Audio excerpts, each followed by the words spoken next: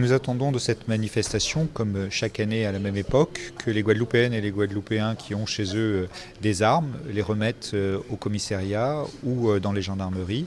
Ils ont jusqu'au 31 décembre prochain pour se faire sans être exposés à des poursuites.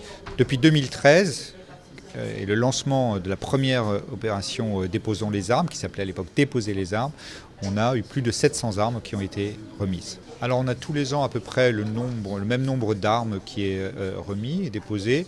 On a par contre une augmentation très forte des munitions, donc ça veut dire, et on espère, assécher petit à petit ce stock d'armes et de munitions qui sont en circulation en Guadeloupe. Déposons les armes, c'est un souhait collectif d'atténuer la circulation des armes sur le département.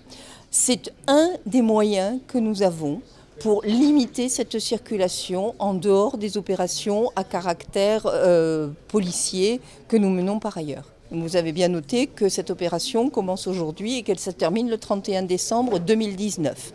La personne, normalement, quand on détient une arme illégalement, c'est-à-dire sans y être autorisé, on peut être poursuivi pour cela devant le tribunal correctionnel.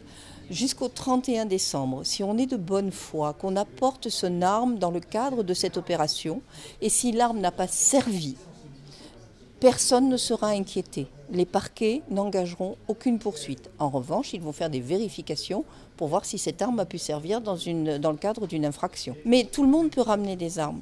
À partir du moment où on estime que cette arme est dangereuse, qu'elle n'a rien à faire dans la maison et qu'on a un peu peur de la loi parce qu'on ne la détient pas légalement, jusqu'au 31 décembre, on peut la ramener, bien sûr.